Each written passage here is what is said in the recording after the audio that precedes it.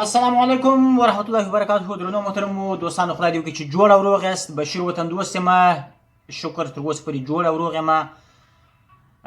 نن غواړم چې ستاسو سره یو ځل بیا د علم په باره کې، د تحصیل په باره کې یو کوچنی پیغام شریکوم.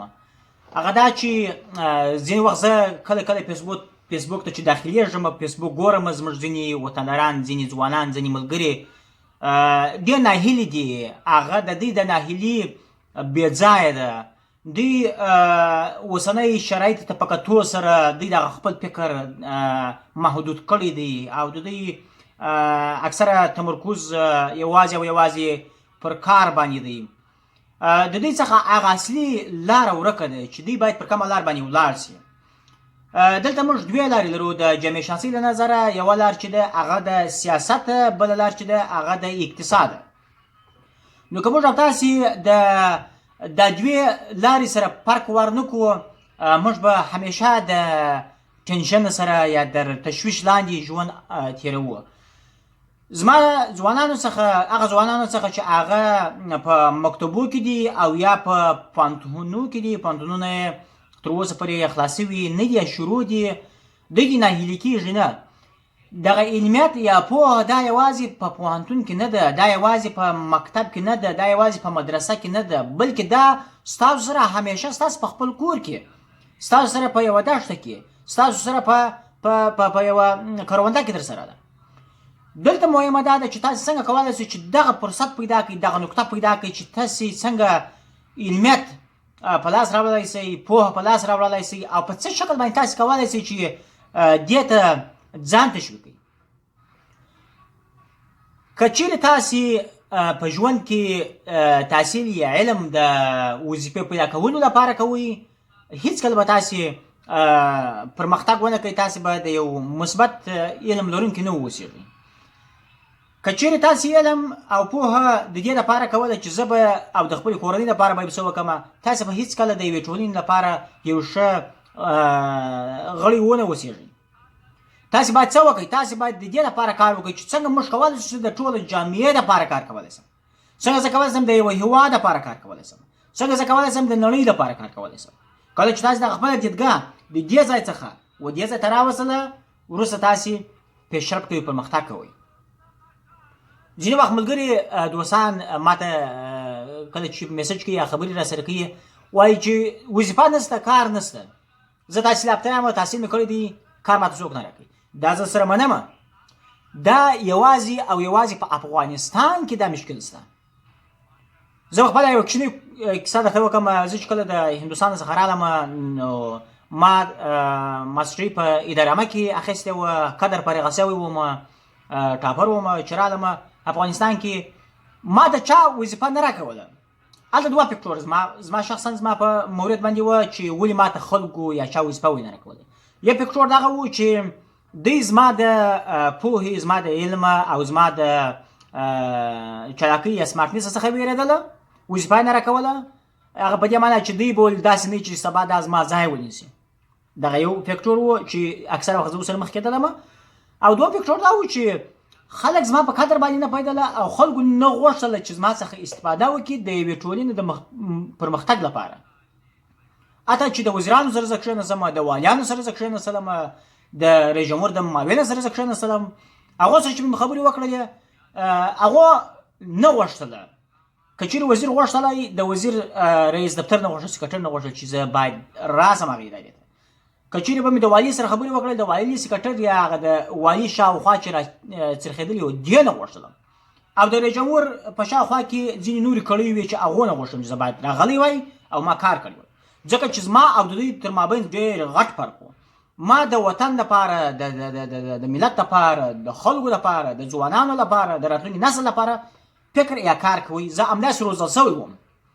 دوی د دې لپاره کار کوي چې څنګه زه خپل جیب ډکم. او دا یو واقعیت و، دا دوی ډېر ښه کار کړی دی زما په حق کې. که چیرې زه راغلی وای، دا زه دوی ته یو چلنج وم. او کله چې زه بیا رالم ریاست جمهوري کې مې وظیفه واخیستله، حتی دغه زما خپل رئیس چې دې باید زه حمایه کړی وای، هغه همکارانو چې زه باید حمایه کړی وای، کومک یې راسره کړی وای، هغو زما په مخ کې خنډونه اچوله، هغو زه نه پرېښولم چې زه کار وکړم. څه شو؟ هغه خلک همداسې روزل سوي وو، همدغسې فکر یې درلودی، دوی فقط او فقط څنګه پیسې د افغانستان د بودیجې څخه راواخلي، څنګه یې جیب ته واچوي. زما فکر همداسې نه و.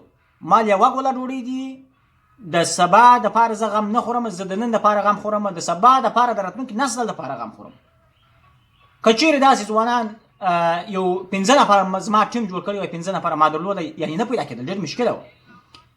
هغه چا چې دا فکر درلودی او زما سره غوښته چې راسره اوسېږي، هغه وېرېدله. اول زه خپله وېرېدلم د مختلفو نکتو څخه. نو زما هدف دا دی چې تاسې ځانونه داسې وروزئ لکه ما چې روزلی وو. زه ځان صفت نه درته کوم، زما هدف دا دی چې تاسو ته زه یو ژوندی مثال درکړم.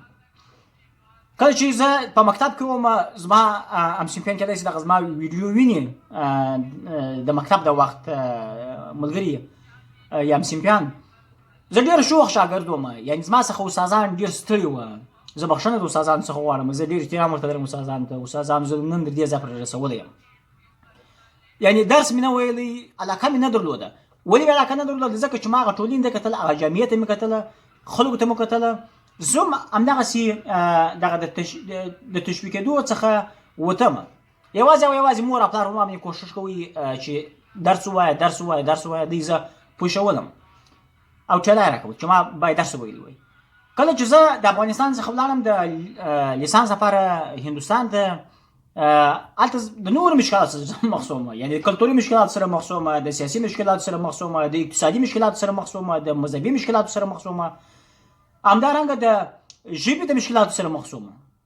زما ژبه پښتو وه، دوی په هندي یا په پنجابي باندې یا په انګلیسي باندې ماته درس ویلي. زما نه هندي زده وه، نه مې پنجابي زده وه، انګلیسي مې ډېره کمه زده وه. نو د دې مشکلاتو څخه زه راکشکېل وم.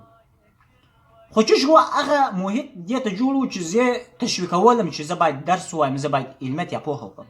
ما به کله کله دغه د دوی بس سټېشن د مولانا ورته کتل به مې، ما دا دومره نفوس، دا دومره زیات خلک، دا څنګه هره ورځ سره تېرېږي؟ او زموږ ډېر کم نفوس د کابل په کوټه سنګي کې په مشکلاتو سره مخ کېږي. دوی همدغسې ترافیکي ستونزې لري یا ورسره مخ کېږي. دلته مثلا په هند کې 1000 نفره په یوه ساعت کې دننه د یوه سټېشن څخه تېرېږي، او په افغانستان کې 100 نفره د یوه سټېشن څخه تېرېږي. دوی دومره وخت سره ضایع کوي، یعنې هغه وخت او دغه وخت سره په یوه شکل باندې مصرفېدی، خو هغه د فلټر نقطه تیزه وه. نو ما ته به دا ځان راښوده چې دې خلکو سیستم باندې کار کړی دی، سیستم لري او خلک لري. ما هېڅوک ونه لیدی چې د پوهنتون دپاره کوښښ کړي، هلې ځلې کړي، یو ځوان زما څخه غوښتنه کړي چې زما لپاره ته یو اپلیکیشن ډک کړه، زما لپاره ته د یو پوهنتون لپاره معلومات درته پیدا کړه. زما څخه چا غوښتنه نه ده کړې چې ته زما سره حد اقل دغه د ژبې مشکل چې زه لرم دا راسره حل کړه، کومک راسره وکړه. همیشه دوی په دې باندې فکر کړی چې ولا ورته وروسته زه به څنګه وظیفه واخلم او زما سره کومک وکړه، وزیر صاحب ته ووایه، والي صاحب ته ووایه، فلاني صاحب ته ووایه، پرهري صاحب ته ووایه. په دې مورد باندې مې فکر کوي. او واقعیت زه به ډېر ناهیلې کېدم. زه چې به همیشه د ځوانانو سره کښېنستلم، هغو ته به همدغه غوښتنه او همدوس هم دا وایم چې تاسې کوښښ وکړئ تحصیل علم ته مخ کړئ. د افغانستان یوازې او یوازې د حل لاره هغه علمیت او پوهه ده. سیاسي تغییر کله راځي؟ سیاسي تغییر یا سیاسي انقلاب هغه وخت راځي چې کله د یوې ټولنې، د یوه هېواد ځوانان، یو وګړي هغه پوهه یا علمیت ولري. په افغانستان کې اکثره وخت هغه اداره کې موږ اصطلاح لرو wrong person on wrong place دی، right person on right place نه دی. یعنی هغه ور سړی پر هغه ور ځای باندې نه دی، یعنی کار اهل کار ته نه دی سپارل سوی.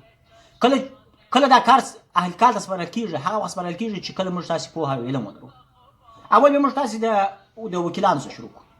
کله چې موږ تاسې رایه ورکوو وکیل ته، که چېرې موږ تاسې پوهه ولرو چې آیا دغه وکیل دغه برنامه یا اجنډا چې دی لري، آیا دا د دې وړتیا لري چې دا عملي کړي؟ موږ تاسې نه، موږ تاسې دغه رایه چې ورکوو هغه د یو چا د ډوډۍ په خاطر ورکوو، د یو چا د انډیوالۍ په خاطر باندې ورکوو، د یو چا د ښځوانۍ په خاطر ورکوو، یو چا د قوم په خاطر ورکوو، یو چا ته د مذهب په خاطر باندې ورکوو. کله چې موږ تاسې پوهه یا علم ودرلودی، موږ تاسې دغه فکټورونه ایسته کوو، له منځه وړو. موږ تاسې هغه چا ته راورکوو چې هغه په واقعیت باندې یوه ښه برنامه لري د یوه هېواد لپاره، د یوې ټولنې لپاره. دلته دوه نفره مسؤلیان کیږي، خدای پاک ته، یعنی الله ته هم ته مسؤله یې او هم دغه نفر چې تا رایه ورکړې دا مسؤله دی. ته مسؤله په دې چې تا وایي نه اهله څه کس ته یعنې اهله وکیل ته رایه ورکړې ده او وکیل بیا په دې باندې مسؤله دی چې د رایه اخیستې ده، دې ځای ته یې دې موقف ته یې ځان درولی دی او نن دی هغه پیټ یا هغه بار پر خپل وژو باندې نسي وړلی یا هغه کوسۍ پر ده باندې غټ دی. نو دا یوازې وکیل پورې مهدف نه دی، رئیس جمهوره پورې دی او نور. نو تاسې کوشش وکړئ ځوانانو افغانانو علم ته مخه کوي، تحصیل ته مخه کوي. که چیرې غواړئ تاسې په واقعیت باندې د جنجال څخه ځان خلاص کړئ، د سیاسي ثبات ولرئ، اقتصادي ثبات ولرئ او همدارنګه یو ښه افغانستان ولرئ. هغه ځوانان چې د افغانستان څخه وتلي د خارج ته تللي دي هغه بیل باسي، هغه بیا بل ورځ په دې باندې بحث وکړم، خو دا په دې معنا نه چې دوی تښتېدلي دي نور ولاړه د افغانستان څخه، یا هغه وخت په تمه دی، ضرورت په اساس باندې کوشش کوي. او زه خپله کوشش کوم چې زما وس ورسېږي. دا مهمه نه چې زه په امریکا کې ناست یم زه ستاسو سره خبرې کوم. زه کوشش کوم چې تاسو د دې ځای څخه دې ته جوړ کړم. زه کوشش کوم چې دې ځای څخه ستاسو سره کومک همکاري وکړم او ستاسو ته هم دغه هیله د خدای لپاره، د افغانستان لپاره، د خپل ولس لپاره، د خپل جامعې لپاره کوشش وکړئ تحصیل وکړئ. سیاسي بحث زه نه کوم، سیاسي موضوع باندې نه غواړم چې سردار درته پیدا کړم. زما یوازې هدف همدغه دی چې تاسې کوشش وکړئ، علمیت وکړئ، پوهه وکړئ، که غواړئ یو ښه راتلونکی ولرئ. یوازینۍ د حل لاره هغه پوهې او علم دی.